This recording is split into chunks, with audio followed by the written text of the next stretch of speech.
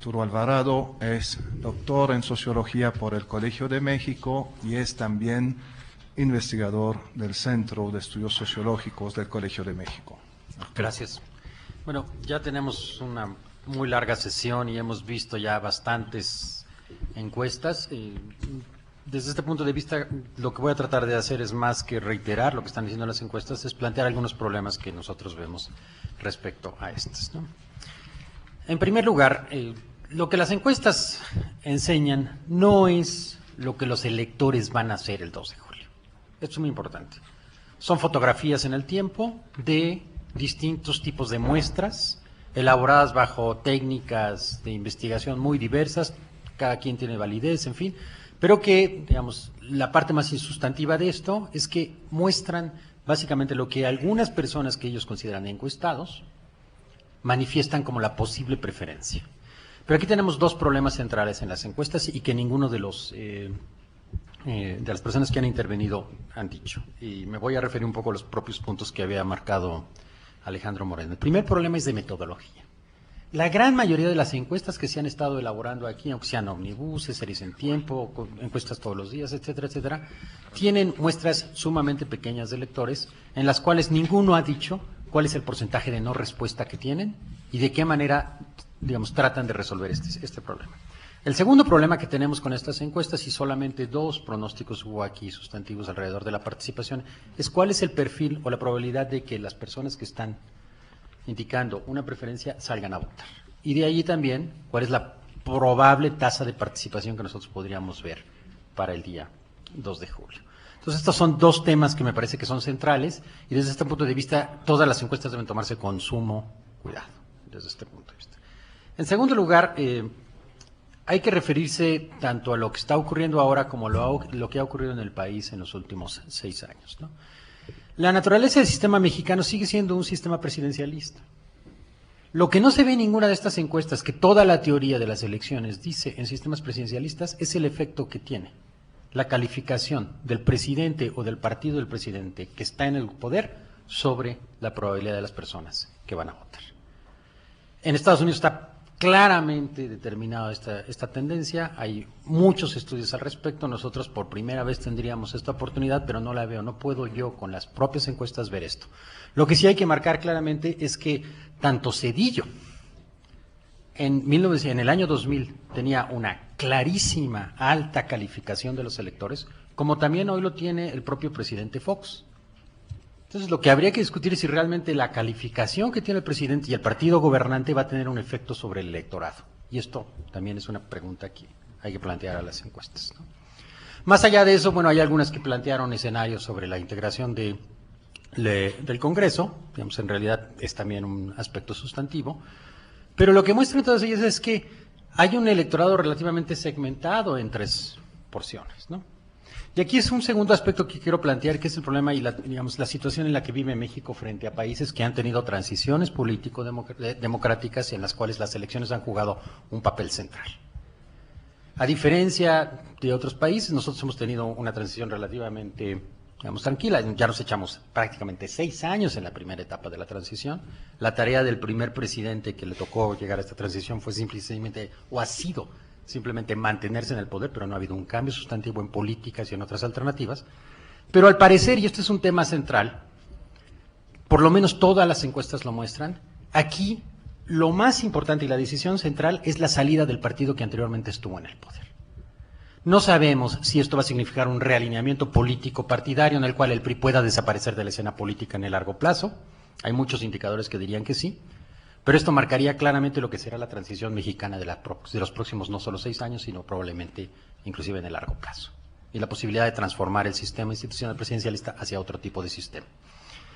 Y aquí este es un aspecto importante. Todas las encuestas muestran claramente cómo el PRI no es una preferencia, el PRI no está en la escena política ni del cambio, ni del regreso, ni nada. Entonces aquí pasamos al siguiente tema, que es, bueno, ¿qué tipo de elección es la que estamos viviendo?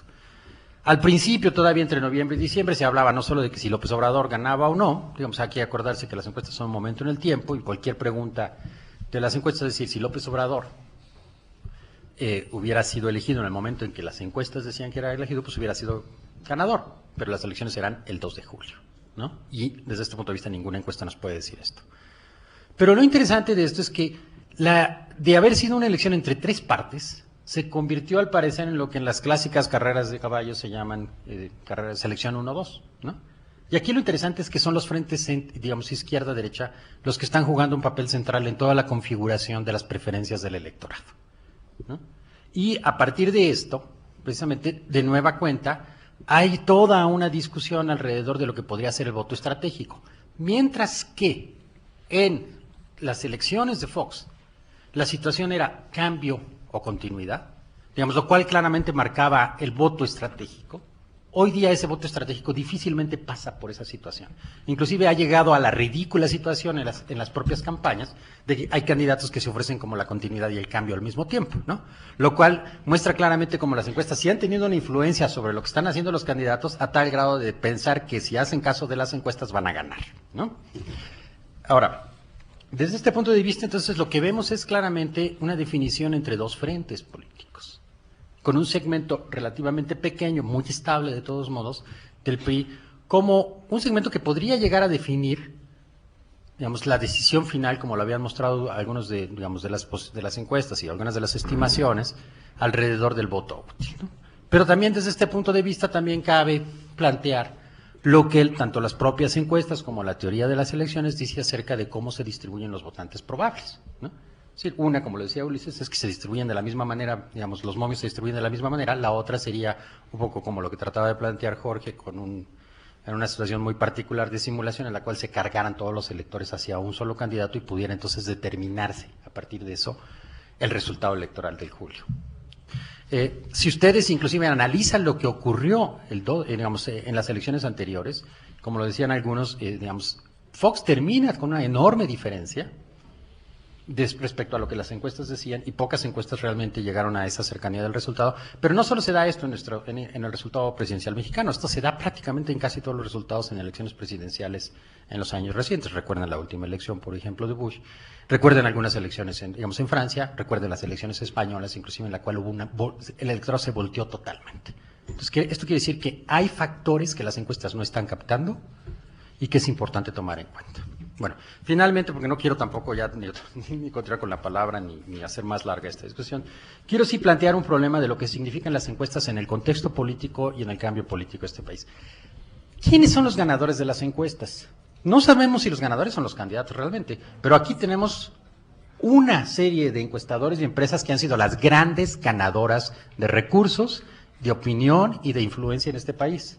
Desde este punto de vista, para los efectos que esto tiene en una democracia, en las aspiraciones de una democracia igualitaria, amplia, en la que la información para el elector sea abierta, libre y clara, creo que hay que tomar con mucho cuidado lo que ha estado ocurriendo en este país desde este punto de vista. El segundo gran ganador de las encuestas y del proceso electoral son los medios de comunicación y particularmente la televisión, que ha sido la que más recursos públicos ha obtenido para intereses privados en todo este proceso electoral. Y las encuestas han jugado un papel muy importante, porque buenas encuestas con buenas tendencias se pagan muy bien. Y todas tienen un costo, no solo para el interés público, sino también para los beneficios privados. Y esto hay que pensarlo como para el futuro. Las encuestas sí juegan un papel importante hoy día en la determinación de las candidaturas, en la determinación de las estrategias de campaña, y también de alguna manera ofrecen una información que en mi opinión no es completa para el electorado. Lo que habría que hacer es proponer una serie de alternativas para cómo mejorar el trabajo de las encuestas y el efecto que pueda tener para el beneficio de los electores, ¿no? Desde este punto de vista, habría que hacer ya muchas discusiones más amplias acerca de la metodología, los momentos de las encuestas, etcétera. Hoy tenemos una legislación, entre comillas, sumamente restrictiva, pero por el otro lado, muy permisiva para cierto tipo de manipulación de lo que significan las encuestas. Las encuestas pueden estar muy bien diseñadas, no obstante, un medio puede, determinar cómo se publican y el efecto mediático que éstas puedan tener, ¿no? Finalmente, entonces, desde este punto de vista podemos decir muy poco todavía de los electores y de quién va a poder o de quién va a salir y cuál va a ser la decisión final del elector el 2 de julio, pero sí tenemos una situación muy particular en la transición política en la cual las encuestas juegan un papel más claro y deberíamos de proponer y estimular que se hagan más encuestas, pero que esto sea más abierto y ofrezca mejor información al electorado. Muchas gracias.